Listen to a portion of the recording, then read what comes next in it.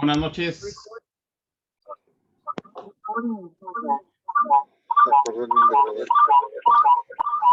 tienes la versión final.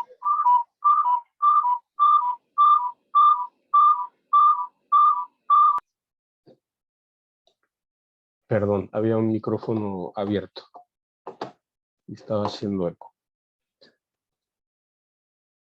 Vuelvo a compartir.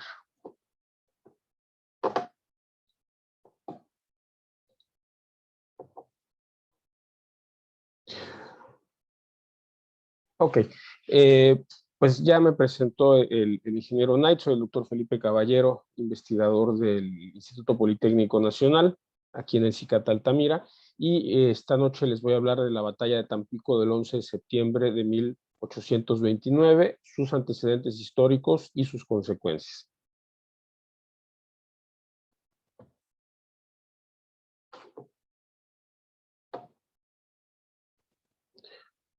Ok, para empezar quisiera hablar un poco del siglo de las luces, que fue llamado también la Ilustración, que tuvo lugar entre mediados del siglo XVIII y principios del siglo XIX. Esta fue una era en la que principalmente ocurrió en Europa, en la que se crearon o hubieron frutos del intelecto humano tan importantes como los Principia de Newton, que es donde se habla de la ley de la gravedad, las matemáticas que crea Newton.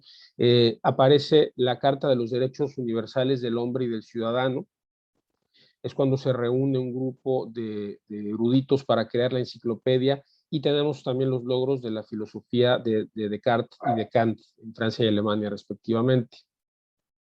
Entonces, en esta época de la humanidad, algunos de los postulados principales de esta época fue que el conocimiento humano es capaz de combatir la ignorancia, la superstición y la tiranía para construir un mundo mejor. O sea, se basaba principalmente en el postulado de que es posible y necesario educar a las personas para poder evitar a los tiranos, el absolutismo, y que esto pudiera llevar a una mejoría en la humanidad.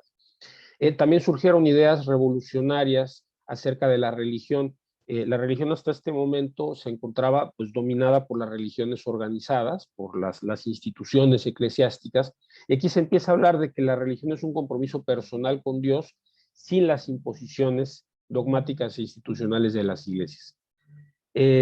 También pervive un enfoque sobre el método científico y el reduccionismo. Esto implica dividir, analizar problemas en sus sistemas y en sus componentes para encontrar una solución y entender cómo funciona el sistema o problema. Aquí en esta época es cuando se dan los grandes avances, digamos, es cuando nace la física y nace la química como ciencias empíricas que se basan en la acumulación del conocimiento y en la creación de nuevo conocimiento a partir del existente. Y estas mismas teorías se empiezan a aplicar también a las ciencias sociales, ¿no? Y sobre todo en la idea de que el pueblo, las gentes deben de ser educadas. Dentro de esta misma época, dentro de la Ilustración, aparece lo que es conocido en la historia como el despotismo ilustrado.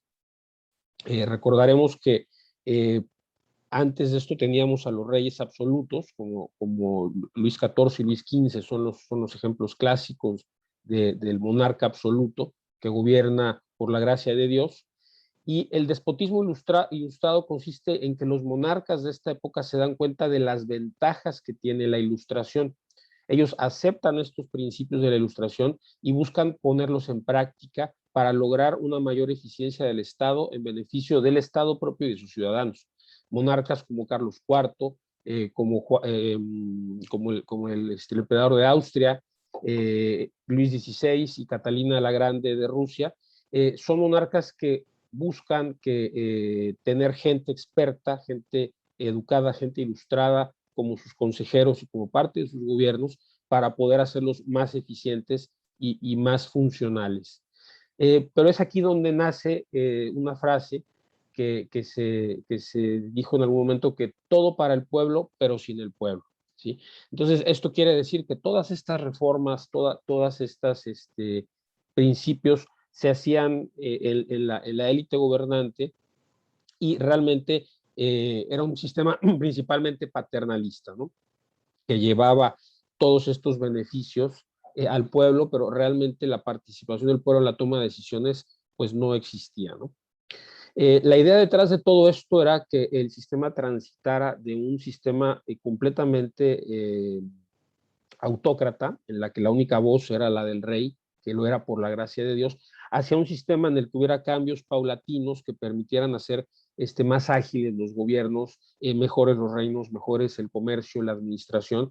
Y entonces se creaba una serie de programas de gobierno que iban llevando estos cambios lentamente con el apoyo de colaboradores ilustrados y gente que supiera, digamos, lo que hacía. Incluso gente de otros países se movía a través del continente para favorecer estas ideas, ¿no? Aquí en México la Ilustración tuvo como representantes a la Orden de Jesús, a la Compañía de Jesús, o sea, los jesuitas. En esta época, en lo que era el virreinato de la Nueva España, en los colegios jesuitas existían un grupo de científicos y de filósofos ilustrados. Ellos lo que defendían era que hubiera una separación entre la filosofía y las ciencias naturales. La filosofía como el entendimiento de las cosas trascendentes, como las discusiones teológicas, etcétera, y las ciencias naturales, o sea, el conocimiento de la naturaleza, de las cosas físicas del mundo. Y esto permitiría tener una mayor especialización en el estudio científico y simplificar los métodos de la enseñanza filosófica, por otra parte, que en aquel momento eran muy enrevesados, la iglesia lo hacía esto muy complicado. Esta idea de los jesuitas nació en esta época y pervive hasta ahora. Los jesuitas tienen una larga tradición en crear conocimiento científico. Y bueno, también una de las nociones que tenían los jesuitas era la sumisión incondicional a las autoridades, ¿sí? Ellos mantenían un voto de obediencia y proponían que la gente tenía que ser obediente hacia la autoridad. Entre los conceptos que los jesuitas comenzaron a manejar en la Nueva España fue el concepto de la nación mexicana. Durante el virreinato, bueno, el régimen colonial lo que tenía era separados perfectamente bien compartimentados a los diferentes grupos que conformaban la sociedad virreinal.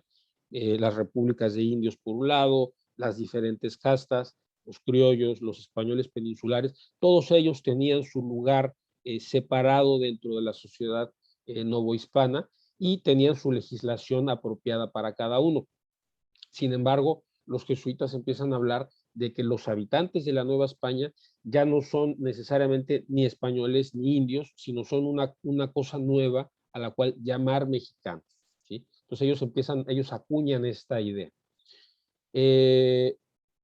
Por esta y por la acumulación de poder económico y político que los jesuitas tuvieron en estos momentos en España, el 25 de junio de 1767 los jesuitas son expulsados de México y todas sus propiedades, los conventos, los colegios, son tomados militarmente.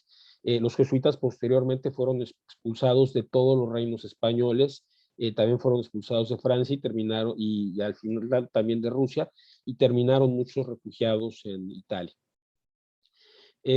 Como nota interesante, es importante saber que Miguel Hidalgo y José María Morelos fueron educados en su momento por jesuitas también. Un hecho importante que hay que tener en cuenta para la situación a finales del siglo XVIII fue la independencia de las 13 colonias y el nacimiento de los Estados Unidos. Recordemos que las 13 colonias fueron 13 entidades políticas dependientes de Inglaterra que fueron creadas con flujos de inmigrantes provenientes de diferentes partes de Europa, ¿no? No solamente de Inglaterra, sino también había alemanes, había irlandeses, había suecos, ¿no? Entonces, estos se fueron estableciendo a lo largo de la costa este de América del Norte, y estos coexistían o convivían con colonos francófonos que se asentaron en lo que ahora es el Canadá y particularmente el Quebec.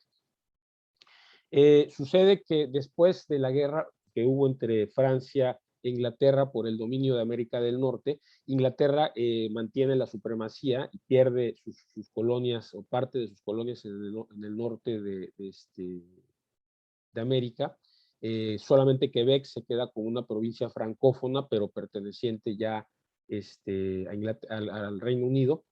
Y entonces esto coloca a los colonos de las 13 colonias que se manejaban, digamos, de una manera bastante autónoma. O sea, cada colonia tenía su propio sistema más o menos de gobierno, todos ellos relacionados o tributarios del Reino Unido. Empieza a haber un aumento de los impuestos causado por las consecuencias de la guerra con Francia. Estos impuestos no retribuyen hacia las colonias, sino todos los impuestos se van para la metrópoli. Y a la vez la Gran Bretaña mantiene el control político, o sea, no hay representación de los colonos en el Parlamento inglés. Los colonos son eso, meramente colonos. Y entonces ocurre el inicio de la Guerra de Independencia de los Estados Unidos, con eventos como el Motín del Té, como las diferentes matanzas que hubo en Boston. Y entonces las 13 colonias se unen entre sí para declarar la independencia el 4 de julio de 1776. Posteriormente elaboran el primer documento llamado Constitución de los Estados Unidos, que es ratificado por cada una de las colonias y finalmente el 17 de septiembre de 1787. Y en esta constitución se establece que el nuevo país, conocido como los Estados Unidos de América, va a tener un sistema republicano y federal con 3 poderes independientes entre sí, que son el legislativo, el ejecutivo y el judicial, y en ese orden se encuentran en la Constitución de los Estados Unidos, ¿no? Entonces, este es el primer país que crece, que nace al amparo de estas ideas federalistas y republicanas, que a la vez son las ideas que surgen de los postulados de la Ilustración. Ahí está. Bueno, cercano a este tiempo ocurre la Revolución Francesa. La Revolución Francesa tiene como antecedentes bueno, una larga crisis que había habido en el campo, malas cosechas, un encarecimiento desmedido de los alimentos, a pesar de que Luis XVI era lo que se considera como un tirano ilustrado, como un monarca ilustrado. Luis XVI pierde el control de la situación y trata de resolverlo convocando a la Asamblea Nacional y a los llamados Estados Generales. Los Estados Generales tenían representantes, era lo que se suponía los sectores que representaban a la sociedad francesa, que eran la burocracia, el clero y el pueblo, ¿no? El pueblo era el tercer Estado General. Sin embargo, en la Asamblea General ocurre un desorden porque al ser el tercer Estado el más numeroso, piden que haya un mayor número de votos que los representen para no quedar apabullados por los estamentos, digamos, de la nobleza y del clero, ¿no?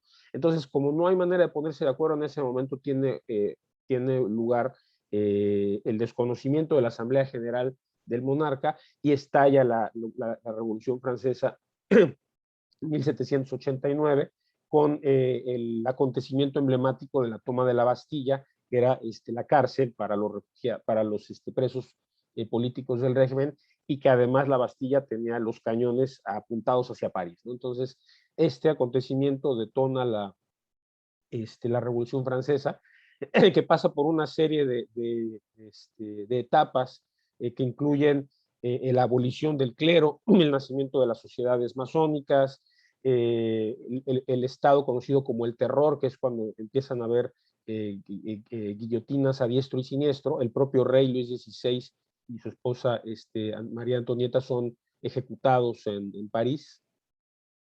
Pero aparte de esto, el sistema republicano nace como la primera república francesa, promulga los derechos del hombre y del ciudadano, que también es un documento de avanzada para la época porque establece la igualdad entre todos los hombres y una serie de derechos a los que tienen, que tienen por el mero hecho de ser personas, ¿no? En este contexto, la nueva República Americana se vuelve también un ejemplo a seguir para la República Francesa. Sin embargo, después de un periodo turbulento de 10 años en los que hay, digamos, corrientes y contracorrientes dentro de la propia República Francesa, y hay también agresiones de los estados vecinos hacia la República Francesa para evitar que haya un contagio de las ideas de la revolución hacia el resto de Europa, Napoleón da un golpe de Estado, el famoso golpe de Estado de 18 Brumario, en donde Napoleón derroca a la República Francesa, se crea el consulado y él, digamos, se hace dueño de toda la situación en Francia, ¿no? Después hay un breve periodo del consulado y es en 1804 cuando Napoleón Bonaparte se declara el emperador de los franceses, ¿sí? Entonces, en ese momento empieza una serie de guerras que continúan las primeras guerras que hubo de Austria hacia Francia, en la cual los países que rodeaban a Francia, eh, Inglaterra, el imperio austriaco y Rusia, se alían, y Prusia también se alían contra Francia, y tiene lugar lo que se conoció en algún momento como guerras napoleónicas, que ahora se le conoce como guerra de las coaliciones, porque fueron estas coaliciones las que se supone que le impusieron a Francia la guerra. Francia rápidamente ocupa Europa. Aquí en el mapa en azul verán la situación en 1807, ¿sí? Que Francia tiene ocupado una gran cantidad una gran parte de Europa, y en 1807 las tropas francesas deciden atravesar España con la aveniencia del gobierno español para ocupar Portugal, que son aliados de Inglaterra, y continuar lo que se llamó el bloqueo continental de Europa, ¿no? Se trataba de que todos los puertos europeos estuvieran cerrados para que Inglaterra se asfixiara, ¿no? Sin embargo, pues como ocurre en estos casos, una vez que entraron los franceses a España, pues ya no se salieron, ¿sí?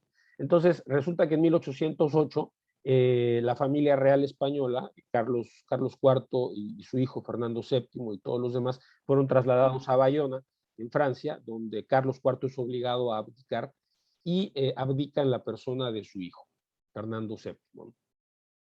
Entonces, Fernando es reconocido como rey. O sea, las instituciones españolas, las juntas de gobierno, la regencia, las cortes españolas y las juntas americanas, porque cabe mencionar que en los países de América, o las colonias de América, existían juntas también de gobierno que representaban a los virreinatos.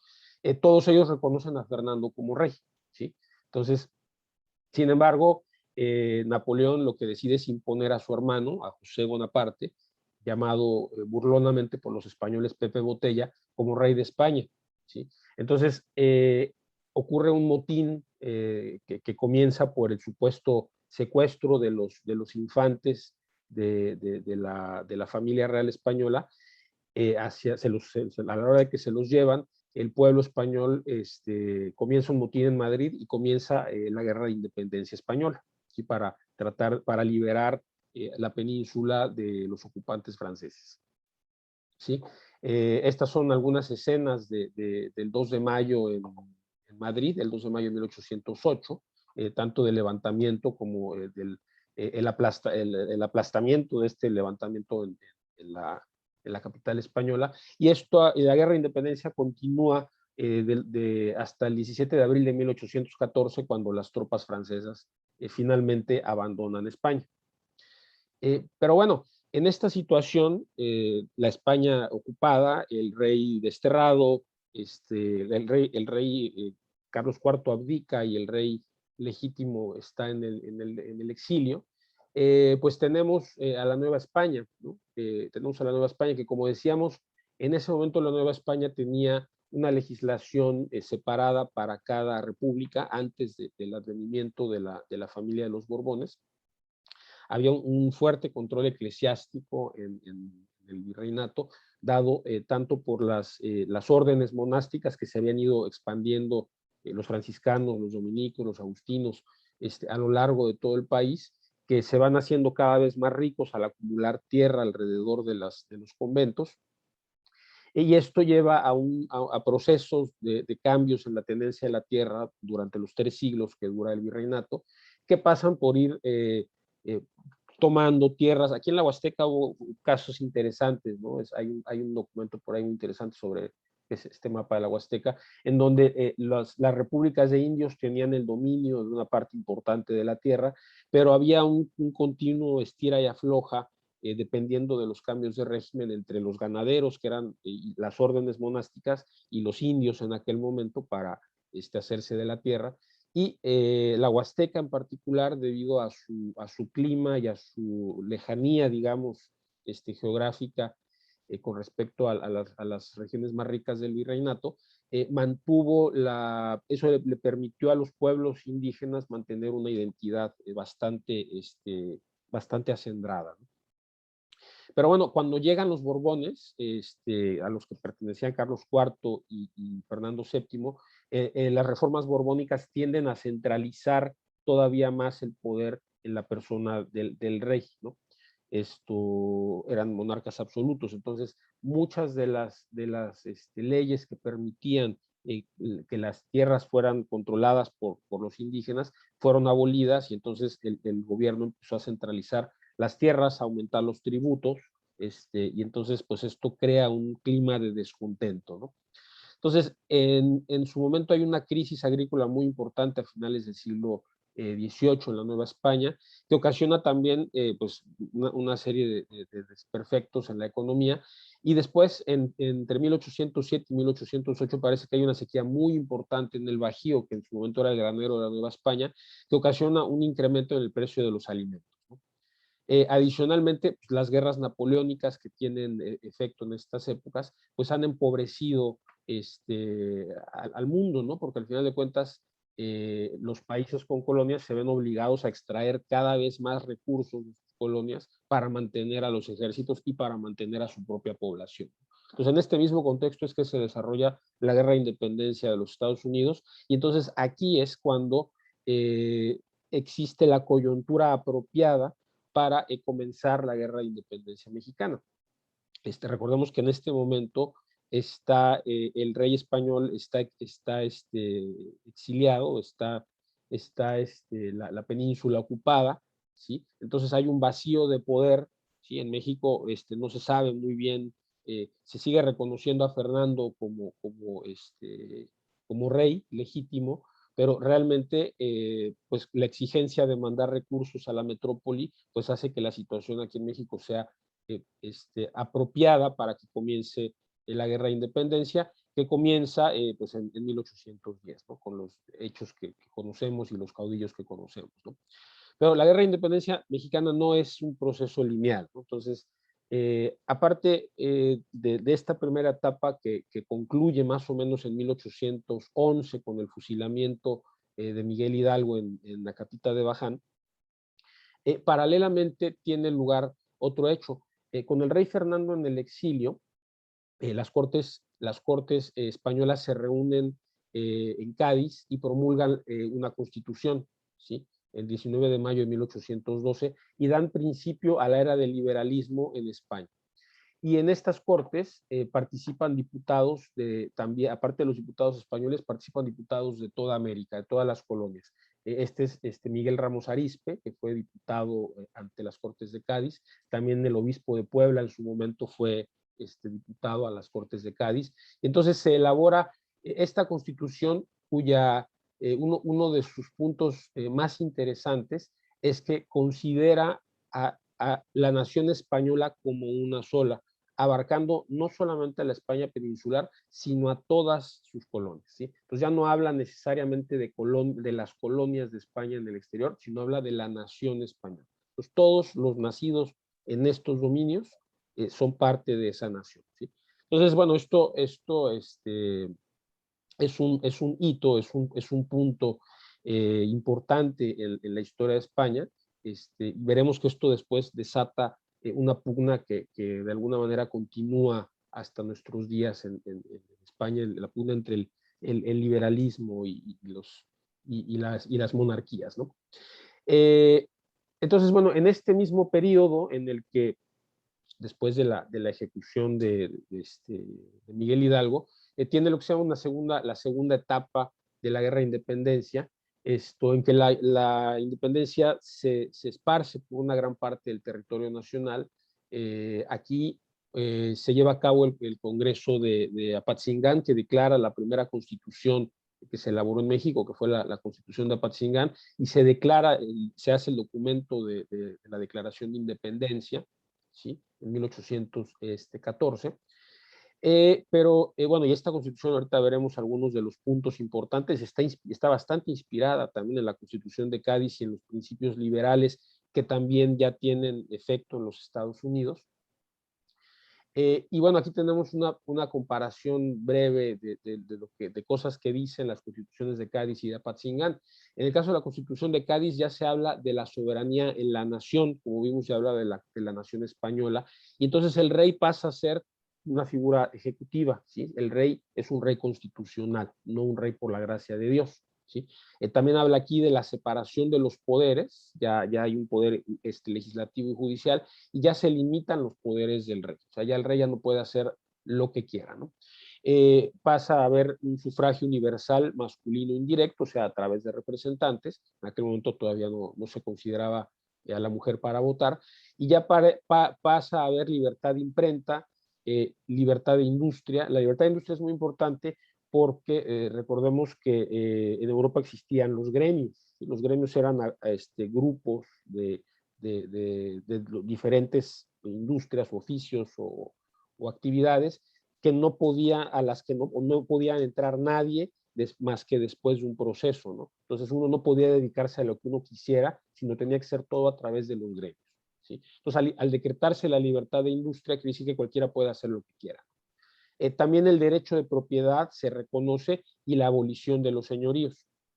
Entonces eso también es importante porque esto, la gente, como aquí en las haciendas, pues vivía, era parte del señorío, de la hacienda, del cortijo, ¿no? Entonces, la gente era como accesorios de esas entidades, ¿no? Y bueno, lo que decíamos hace un momento, ¿no? La ciudadanía española se vuelve universal para todos los nacidos en cualquier territorio de la corona española. Luego, la Constitución de Apatzingán pues decreta que el país debe ser obligatoriamente católico, apostólico y romano, que la facultad de dictar leyes y establecer la forma de gobierno que más le convenga a la sociedad es la soberanía, y que esta soberanía reside en el pueblo, ¿sí? Así como dice también la Constitución de Cádiz, la soberanía ahora reside en el pueblo, y es el pueblo representado por los diputados los que ejercen esta soberanía, ¿no? También aquí aparece la división de poderes, el poder ejecutivo, legislativo y judicial, que no deben estar concentrados en una sola persona ni en una sola corporación, y que también retoma el principio de la ciudadanía universal, y se menciona que todos los nacidos en este país son ciudadanos, ¿no? También que la ley debe ser igual para todos, y desde aquí también se habla de que todo ciudadano será inocente mientras no se le declare culpable. Como dato curioso, la Plaza de la Constitución, las plazas de la Constitución que existen en varios países de América, se llaman así en recuerdo de la Constitución de Cádiz, que en ese momento, repito, fue un hito importante en la historia de España y sus colonias. Pero bueno, las guerras napoleónicas, las guerras contra Napoleón, su imperio y las ideas de la revolución, terminan. Napoleón es derrotado en 1815 en Waterloo, su último aliento, y a partir de ahí es exiliado en la isla de Santa Elena, a mitad del Pacífico, a mitad del Atlántico, hasta su muerte. Y entonces Fernando VII regresa a España y es restaurado como rey, ¿no? Recuerden, al estar en el exilio y se convirtió en un símbolo, ¿no? Se convirtió en el símbolo de la nación española para mucha gente, y fue conocido como el deseado, ¿no? Entonces, Fernando firma la Constitución de Cádiz en su momento, pero después, cuando regresa a España, lo primero que hace es disolver las Cortes, derogar la Constitución, y mete al bote a todos los diputados liberales, ¿no? Se convierte nuevamente en un rey absoluto. tumba todo lo que huela a la Constitución de Cádiz, con el apoyo, digamos, que él sentía de la Santa Alianza, que eran todos los estados que habían quedado vencedores de Napoleón, que son los que se reparten después Europa, después de las conferencias de Viena. Y bueno, durante el reinado de Fernando VII, este reinado ahora efectivo, arrecia la represión hacia los movimientos independentistas en toda América, ¿no? Que ya en toda América estaba en sus movimientos propios de independencia.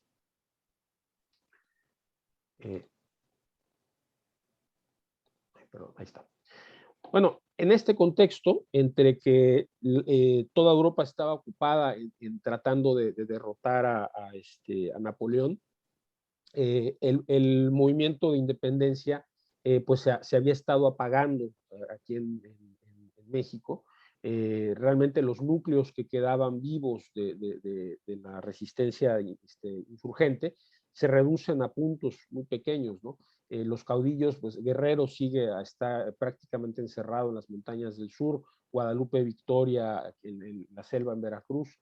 Es en ese entonces cuando viene Francisco Javier Mina, que fue guerrillero durante la Guerra de Independencia Española. Él también vino a México a liberar, a buscar la liberación de México de la tiranía, ¿sí? Él de todas maneras, él pensaba que México tenía que volver, digamos, al regazo de la monarquía, ¿no? y de España, pero su campaña aquí fue muy inspiradora porque al final de cuentas vino a dar su vida aquí, tuvo algunos éxitos, pero finalmente, como decíamos hace un momento, pues la represión que ocurrió después de la derrota de Napoleón, pues fue tremenda, ¿no? Entonces, después llegó un momento en que, bueno, estaba prácticamente extinguido los núcleos, y entonces para tratar de favorecer que los que quedaban se rindieran y lograra restablecerse la paz en la Nueva España, a partir del virreinato de Apodaca, se empiezan a promover diferentes indultos, ¿sí? Y el perdón y la excarcelación para los caudillos presos, para tratar de aplacar las cosas y que las cosas, y que otra vez volvieran a su cauce, y que se reactivara la industria y la agricultura y la minería que se habían visto mermadas durante esta época, ¿no? Pero bueno, luego hay una reacción en España al reinado, al reinado de Fernando, ¿no? A los primeros 6 años de reinado de Fernando VII, que como decíamos encarceló a los liberales, suprimió la Constitución, etcétera. Hay una revolución militar, la revolución de Riego, y comienza el llamado trienio liberal en España, ¿sí? Entonces, vuelven a obligar a Fernando a jurar la Constitución de Cádiz, la misma Constitución de Cádiz en 1820, y hacen que Fernando suprima la Inquisición española, que era el brazo de la Iglesia con el cual se atacaba a los enemigos políticos, y en la Compañía de Jesús es vuelta a suprimir, ¿sí? También esta revolución ocasiona la desaparición de todas las órdenes monásticas, la venta de bienes eclesiásticos y la reducción de diezmos. Ahora se reconocen los señoríos, o sea, la gente, a pesar de que sigue siendo, de que ahora paga menos impuestos porque se reducen los diezmos, la gente no tiene la tierra, ¿no? Entonces, esto ocasiona realmente mucho descontento porque las reformas se llevan a cabo súper rápido, súper intensas, y entonces esto crea descontento tanto en los beneficiarios de todas estas reformas, que se supone que son el campesinado y los artesanos, como del lado del clero y de la nobleza. Entonces todo el mundo empieza a conspirar, ¿no? En contra del gobierno liberal de ese entonces. Durante ese tiempo, como les decía, se libera a los insurgentes mexicanos que están presos. Y bueno, dentro de este descontento, pues empieza a haber una serie de conspiraciones, ¿sí? que llegan a transmitirse hasta México. Porque entonces, una vez que el gobierno liberal reasume las funciones de la Constitución, pues la Constitución de Cádiz debe de ser jurada en todas las partes de la nación. El abrazo de la nación española, ¿no? Que como decíamos, ahora, según la Constitución de Cádiz, la nación española abarca a todos los nacidos en todos los dominios de la corona. Entonces, bueno, aquí en México la situación, como decíamos, después de 10 años de guerra de independencias y después de 1 millón de muertos, la hacienda pública está en ruinas, las minas han dejado de producir, las haciendas han dejado de producir, por lo tanto, la iglesia deja de recibir diezmos. La Constitución de Cádiz disuelve las órdenes monásticas y entonces todas las tierras que pertenecían a los monasterios pues se traspasan ahora al Estado, ¿sí? Solamente queda el clero regular, pero entonces el gobierno recupera todas esas tierras y todos los ingresos que provienen de esas tierras, ¿no?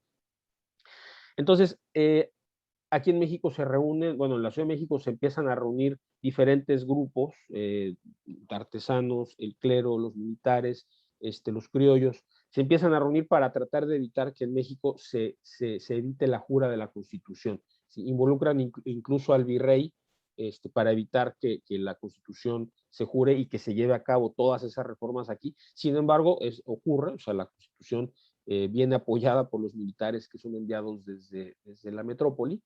Y entonces, bueno, se logra que Agustín de Iturbide sea designado el jefe de los ejércitos del sur, que debía de combatir a los restos que quedaban de los insurgentes en lo que ahora es Guerrero, ¿no? Los conspiradores aportan una gran cantidad de dinero para apoyar a Iturbide y buscan que Guerrero se le una para lograr incrementar el poderío militar. Y al final de cuentas, Iturbide se rebela con su ejército, con el ejército del sur, para pedir la independencia. Entonces, cuando se crea el ejército de las 3 garantías, ¿sí? Al amparo de religión, independencia y unión, es cuando, bueno, aquí está, como decía alguien por ahí, la imagen del abrazo de Acatempan, cuando se proclama el plan de Iguala, el cual sienta las bases de la independencia. Y bueno, entonces el ejército de las 3 garantías empieza a ganar posiciones, ¿sí? Y entonces llega el momento en que en 1821 llega el último virrey, que según la nueva constitución ya no se llama virrey, sino se llama jefe superior político, que es Juan O'Donojú. Cuando Juan O'Donojú llega, ve que las cosas aquí están color de hormiga y que realmente Iturbide y su ejército tienen todo el apoyo y acepta el plan de Iguala y se firman los tratados de Córdoba. ¿Sí? Los tratados de Córdoba y el plan de Iguala sugerían que México se constituyera en un país independiente, pero gobernado por uno de los reyes o los infantes de España. O sea, era una separación, digamos, suave, ¿no? Porque al final de cuentas el país ya no iba a depender políticamente de España, pero iba a haber un rey español, ¿sí? Entonces esto, en su momento, las cortes españolas, recordemos que estaba la corte constitucional o liberal, rechaza el Tratado de Córdoba y rechaza la independencia mexicana, ¿sí? Y a partir de ahí, bueno, comienzan una serie de planes para tratar de recuperar la colonia. Pero bueno, una vez que se declara la independencia en México, el primer organismo de gobierno que hubo fue la Junta Provisional Gubernativa, que era la que trataba de gestionar que viniera uno de los reyes, que viniera Fernando, ¿sí? O que viniera algún infante de España, ¿no? Que viniera alguien a hacerse cargo del imperio mexicano, ¿sí? Otro punto importante del plan de Iguala y de los tratados de Córdoba era que se suprimían las distinciones étnicas entre los habitantes de México. Esto es muy interesante porque decíamos anteriormente que durante el virreinato cada grupo tenía sus propias leyes y tenía su propio lugar dentro de la sociedad virreinal, ¿sí? No había realmente movilidad entre esos grupos, pero sí había leyes que los protegían y que les daban atribuciones específicas, ¿no? Es en este momento cuando se suprime todo y todos ¿Usted nos pasamos está a ser escuchando o mexicanos. no escucho yo? Alguien está hablando, sí se escucha. Y bueno, entonces se proclama la igualdad de todos los individuos, ¿no? Y de todos los derechos. Bueno, en 1822, Iturbide, que era parte de la Junta Provisional de Gobierno, promueve un motín entre la soldadesca de la Ciudad de México, ocupan el Congreso y obligan a que el Congreso declare a Agustín de Iturbide como emperador, y Iturbide es coronado como Agustín I en julio de 1822. ¿Sí? Sin embargo, bueno, recordemos que había diputados liberales todavía que adherían a los principios de la Constitución de Cádiz. La propia crisis del gobierno de Iturbide tiene una cantidad de dinero reducida porque se reducen los impuestos, entonces no hay suficiente dinero para pagarle al ejército.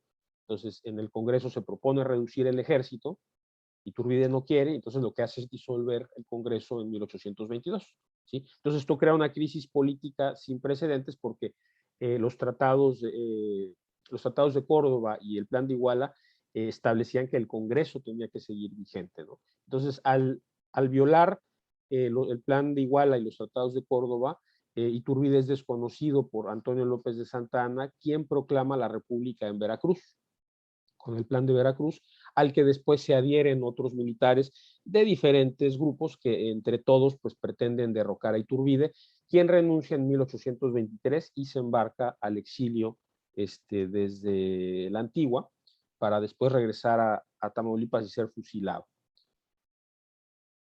Bueno, entonces a la caída de Iturbide, el sistema político en México da un giro de 180 grados y pasa a constituirse en una república representativa federal. ¿Sí? Entonces, se promulga la Constitución de 1824, que que reconoce todas estos estados, que ahora son libres y soberanos.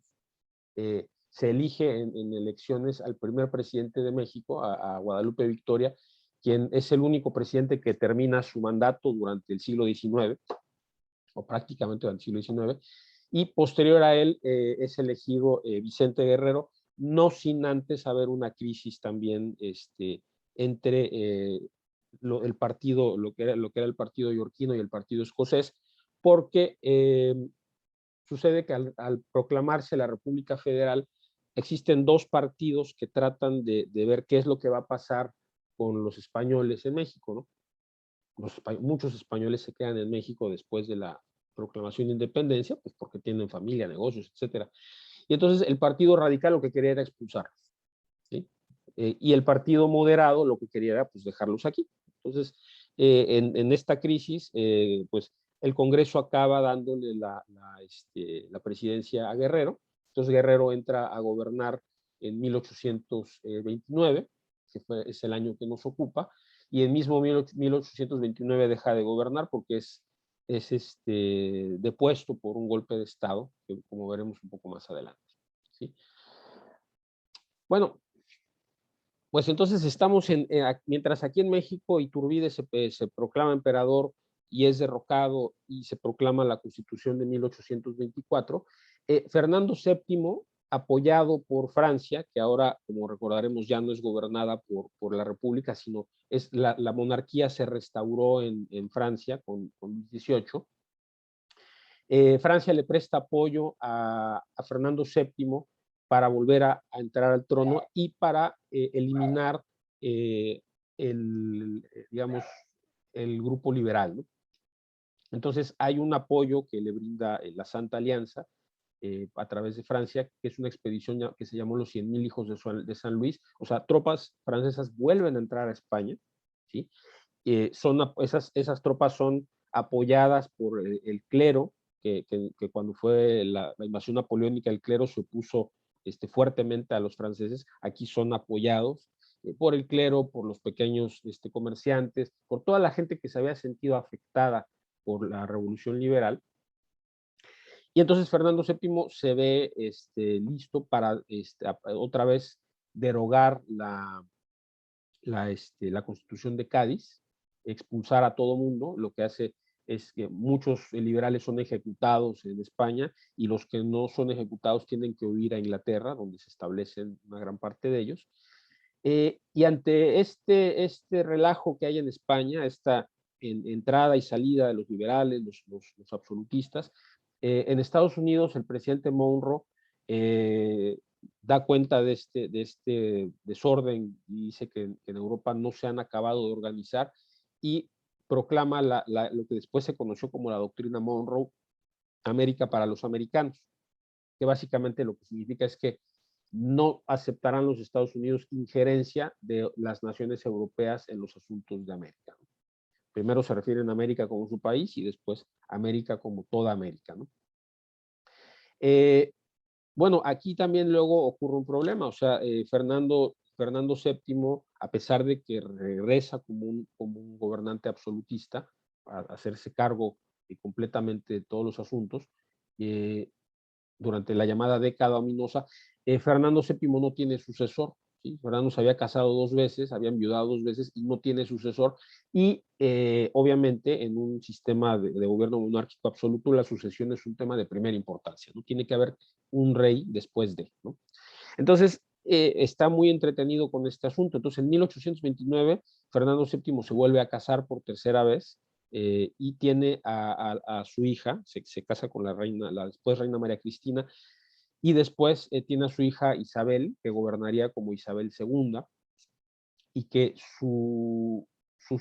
la sucesión de Fernando VII desataría la Primera Guerra Carlista, porque las leyes anteriores de España prohibían que una mujer fuera reina, y podía ser reina consorte o reina regente, pero no ser la reina del país.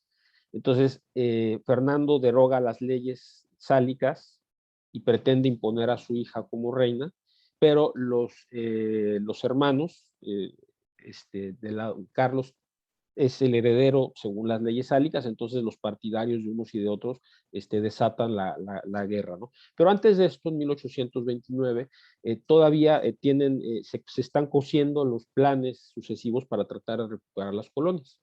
No es la expedición de 1829 la única, la única idea que había de reconquistar México, sino que desde prácticamente la independencia de México se estuvieron fraguando diferentes planes que hablaban de desembarcos en Yucatán, en Tabasco, en Campeche, en Veracruz, incluso de desembarcos simultáneos en varias partes de la costa mexicana, porque se sabía que la situación en México era propicia a una intervención porque precisamente había problemas entre las diferentes facciones políticas en México, ¿no?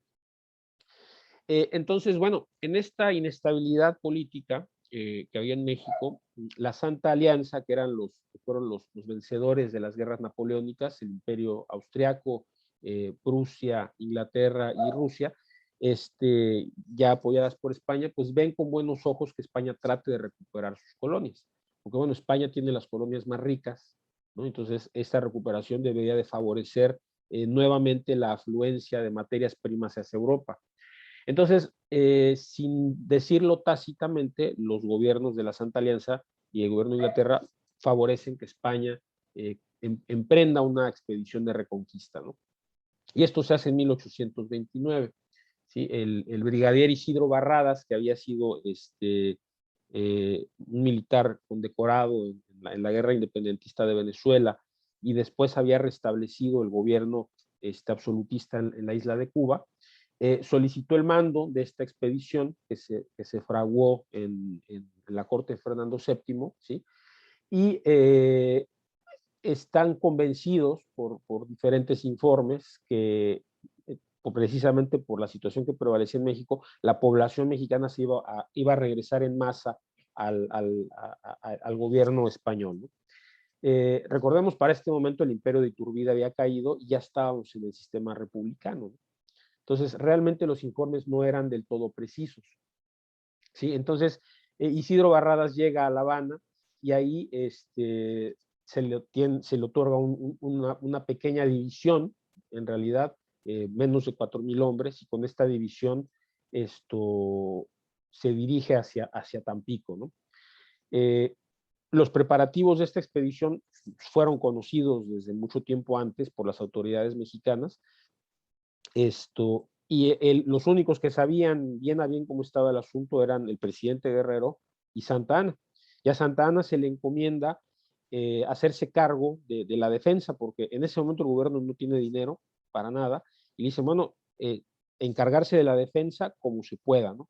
Entonces Santa Anna levanta un préstamo forzoso, recluta hombres, y entonces trata de averiguar dónde va a ser el desembarco, ¿sí? Si va a ser pues, en cualquier punto de la costa del Golfo, ¿no? Por otro lado, esperando un segundo desembarco, se crea una segunda columna al mando de Anastasio Bustamante, que está estacionada pretendiendo proteger Veracruz, Perote, Orizaba, ¿no? Y eventualmente la costa del Pacífico.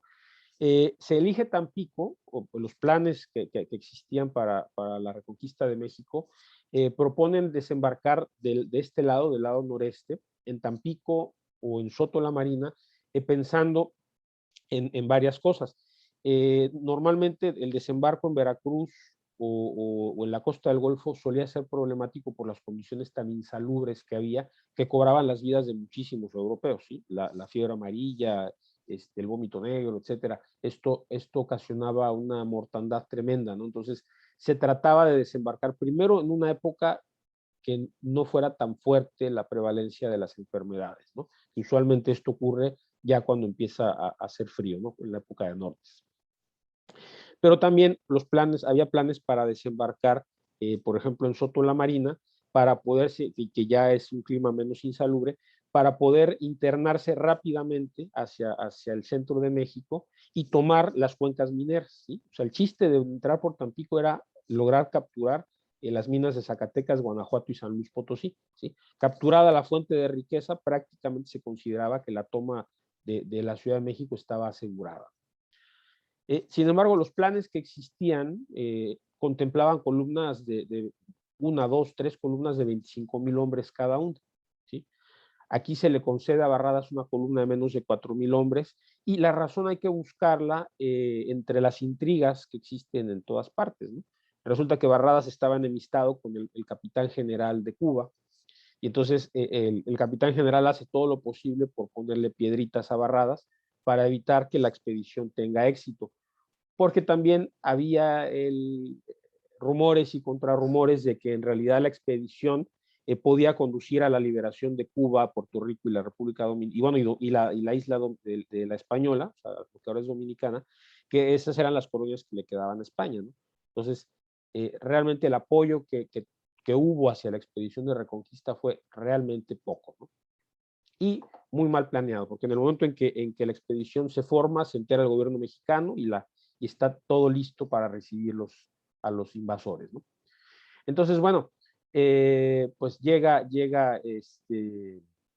la expedición llega a México. Al final de cuentas se entera, Santa Anna averigua dónde va a ser el desembarco, se lanza hacia Tampico, llega antes Barradas, desembarcan en Cabo Rojo, que está aquí como 100 kilómetros al sur, y cuando llegan a Cabo Rojo empiezan a preguntar que pues dónde está el ejército mexicano. Le dicen, los naturales les dicen que pues que no hay, que pueden seguir para allá adelante, ¿sí? Pero tampoco le dan gran apoyo al ejército, ¿no? Entonces empieza a haber esa decepción entre la columna de vanguardia, en que realmente no hay una deserción en masa hacia ellos, ¿no? Entonces, bueno, estos son mapas de la época. El de aquí de la derecha es el mapa de Barradas, ¿sí? de la expedición. Aquí está la laguna de Tamiagua, que es donde tiene lugar el desembarco. Entonces, después de esto se dirigen por tierra, toman lo que ahora es Tampico Alto, toman Tampico. Tampico en ese momento es defendido por el general Felipe de la Garza, que era gobernador de la Nueva Santander. No puede sostener la ciudad y se mueve hacia Altamira con su columna.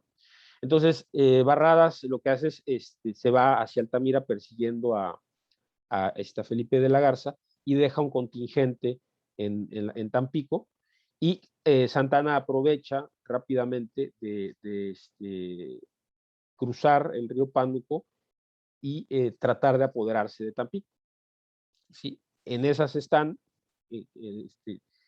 tratando de tomar la ciudad, cuando llega Barradas de regreso, y entonces tiene lugar una negociación que está descrita de una manera muy interesante en el libro de Rafael Muñoz sobre Santa Anna, en donde Santa Anna toma un papel, el papel de negociador que siempre lo favoreció, que era su genio de él, ¿no? Estaba atrapado en una pinza, tenía las tropas de regreso de Barradas y tenía la guarnición de Tampico, y no tenía suficiente gente para defender las lanchas con las que había cruzado desde Pueblo Viejo. Entonces estaba prácticamente prisionero de los españoles, ¿no? Entonces lo que hizo fue llamar al cónsul francés, convocar una reunión del consulado y entablar una negociación con Barradas, en la que Barradas pues trata de ganárselo, trata de ofrecerle el ducado de Tampico, le insinúa que podría llegar a ser hasta virrey por los servicios prestados, y Santa Anna pues no le dice ni sí ni no, sino que se hace el interesado, dice que sí, con mucho gusto él va a consultar todo esto, porque pues Santa Anna mismo fue soldado del rey antes de la independencia.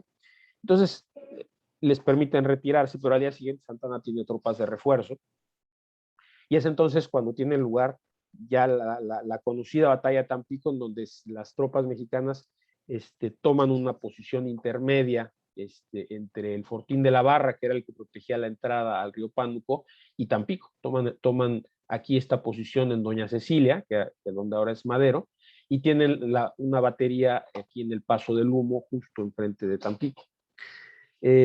Sucede que llega un huracán la noche del 10 de septiembre de 1821, que barre con el campamento de Doña Cecilia, que barre el campamento del Humo, pero aún así Santa Anna manda a la tropa a tomar el Fortín de la Barra a sangre y fuego, lo cual deja a los españoles muy comprometidos porque no saben si cruzar al Humo, si socorrer la Barra, y entonces a la mañana siguiente Santa Anna manda el asalto general, y las tropas españolas capitulan este día, el 11 de septiembre de 1829.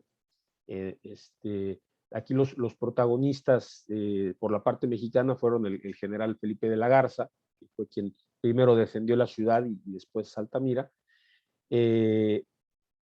Dicen algunos historiadores que el regreso de Barradas a Tampico y la casi captura del ejército mexicano se debió a que de la Garza no hostilizó a los españoles cuando venían hacia acá, pero bueno, el general Manuel Miriterán, que fue el gran estratega de la batalla de Tampico, fue el que decidió situar a las tropas en Doña Cecilia para cortarles el paso al Fortín del Humo y Tampico. Y bueno, general Santa Anna, que era el comandante en jefe de las fuerzas mexicanas, que fue el que decidió cubrir de gloria las armas mexicanas mediante un asalto frontal y por muchas pérdidas que eso ocasionara.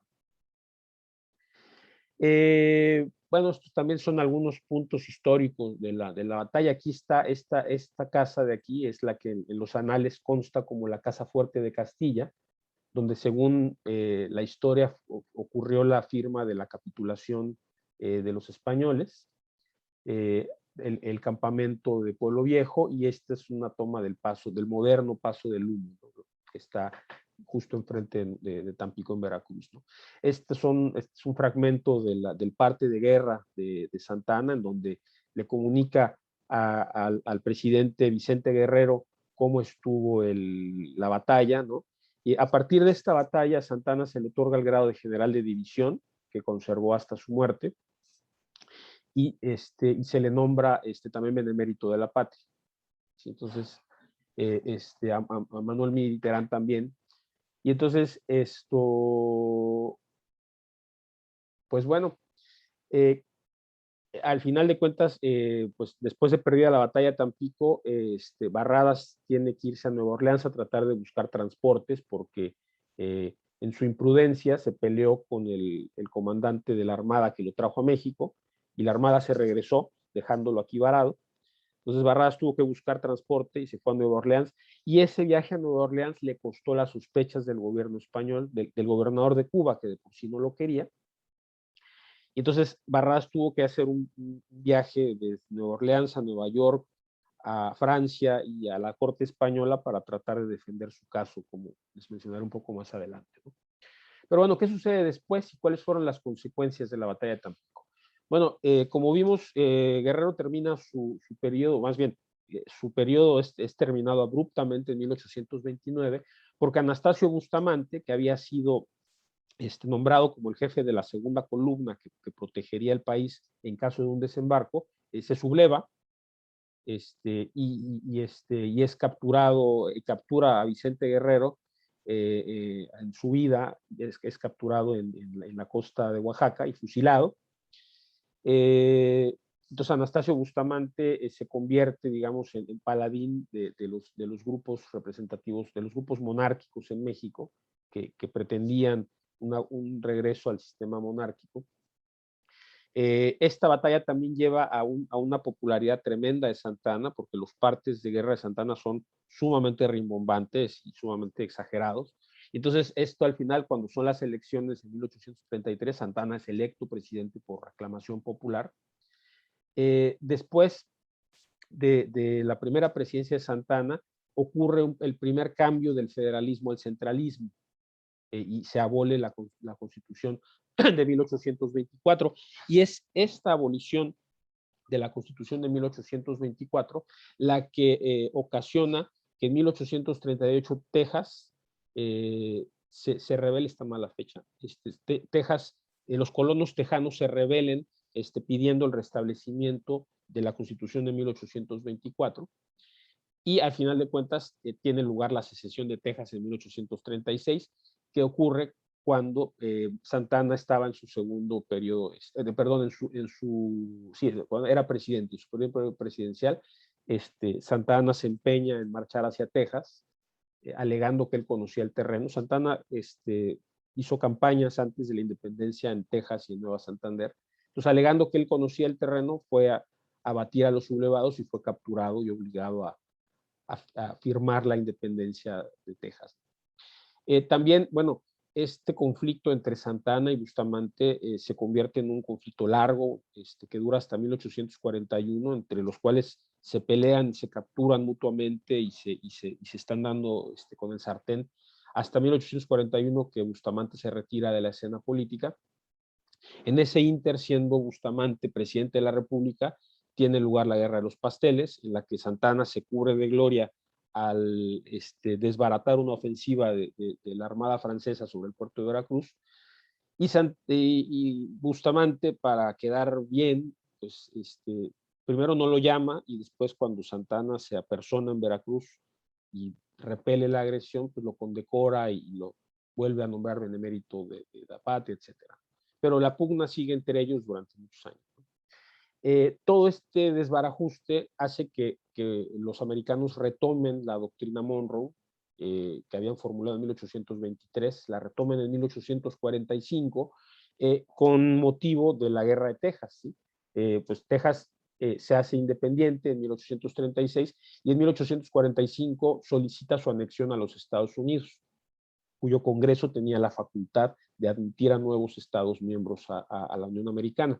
Entonces, con motivo de la anexión de Texas a Estados Unidos y con motivo de la cuestión de límites, estalla la guerra contra los Estados Unidos, en la cual Santa Anna no es presidente, sino es comandante del ejército, y esto tiene lugar en que se pierdan al final de cuentas los territorios de California y Nuevo México en 1848. ¿No? La batalla de Tampico tiene como efecto también haber posicionado a Tampico como segundo puerto de México y puerta de entrada al noreste. Entonces, a partir de la batalla de Tampico veremos numerosos, cada vez que hay un conflicto, lo primero que hay que hacer es apoderarse de Tampico y de su aduana. Entonces, por Tampico pasan los americanos, los franceses, otra vez los americanos, otra vez los franceses. Entonces, siempre acaba siendo un puerto de gran importancia, precisamente porque es la segunda aduana de México en los tiempos en los que México vivía de las aduanas, y entonces se convierte también en un puerto internacional. Entonces eso acaba elevando a Tampico como puerto importante, ¿no? Bueno, esto es una brevísima semblanza de Antonio López de Santa Anna. Como les decía, fue soldado del rey antes de la independencia, hizo campañas en Santander y en Texas, acabó siendo nombrado capitán, se pasa a la insurgencia, apoya al imperio de Iturbide desconoce a Iturbide y proclama la república, él contra todos. Después se le premia mandándolo de gobernador a Yucatán. Es también de los únicos que apoya a Guerrero cuando es traicionado por Anastasio Bustamante y es fusilado. Se salva de ser fusilado porque se retira de la escena pública. Le es encomendada la batalla, bueno, la defensa del litoral, y es cuando gana la batalla de Tampico. Después es gobernador de Veracruz, presidente de México, pierde Texas siendo presidente. En la Guerra de los Pasteles pierde la pierna y parte de los dedos de la mano. A partir de entonces se le conoce como el 15 uñas. Los malandrines lo apodan el 15 uñas.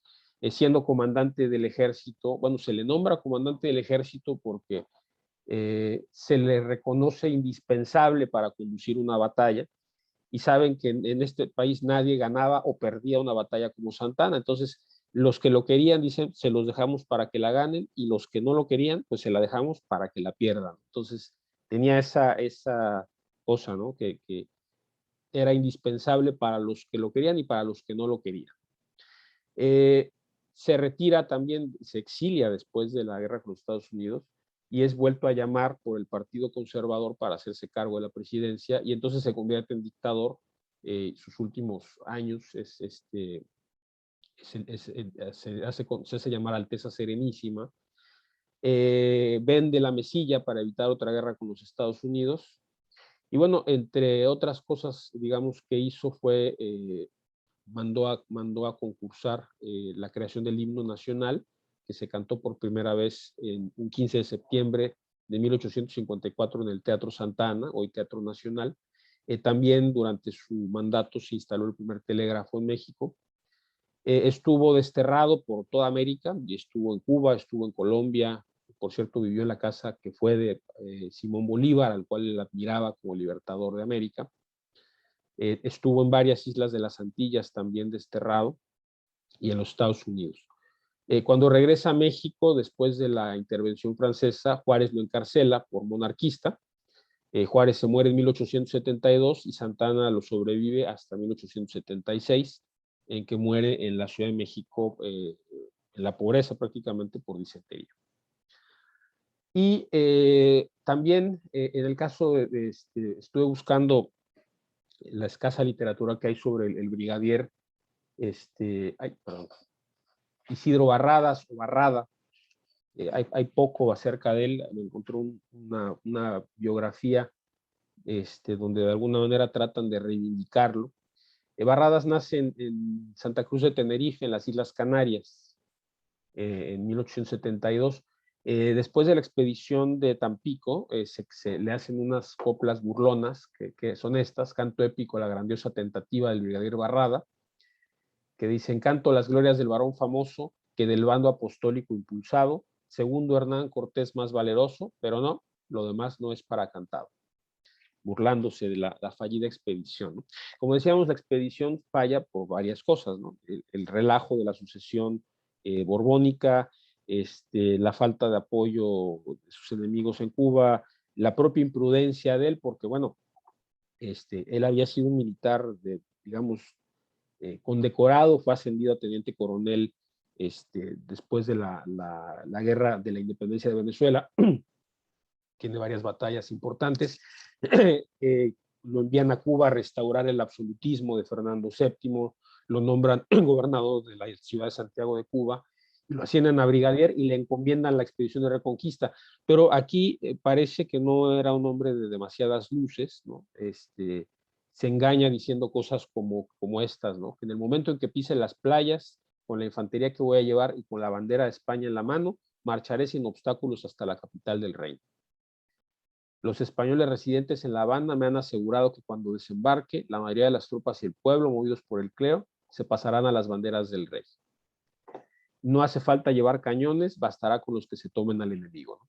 Entonces, parece que no era un comandante especialmente lúcido, y aparte, pues tenía muchas piedras en el camino, ¿no? Por parte del gobernador, parecía que también tenía infiltrada su propia columna de expedicionaria. Entonces pues pierde la batalla frente a Santa Ana, y escribe este párrafo para tratarse de defender de que si la causa de mi capitulación no fuese conocida del mundo entero, me sería fácil probar que mis enemigos eran mucho más numerosos y que me decidí capitular en el último extremo cuando el hambre, la enfermedad y la furia de los elementos me obligaron.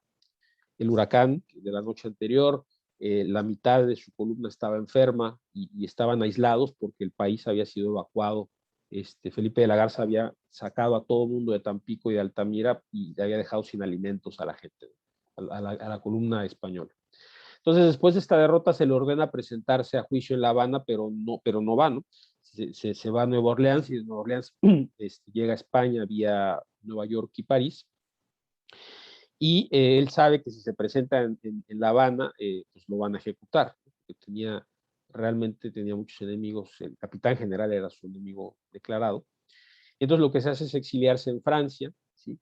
Y se mantiene fiel a Fernando VII durante todo el periodo, la decena ominosa de Fernando VII. Y cuando se plantea el tema de la sucesión española, el bando carlista trata de atraérselo, porque pues, era un militar importante, y al final de cuentas él apoya a su heredera Isabel, y al final muere en Marsella en la pobreza en 1835, ¿no? Bueno, este es un plano de Tampico 1870, ya estaban repartidos los barrios en la zona que ahora es el centro de Tampico, ¿no? Aquí está el antiguo brazo del río Tamesí, que después se convirtió pues en los mercados y en lo que ahora es la aduana. Aquí está el fuerte de Iturbide, que ya no existe, donde estaba está el canal de la Cortadura. Y bueno, el puerto de Tampico, pues son algunas imágenes de su auge a lo largo del siglo XIX, ¿no?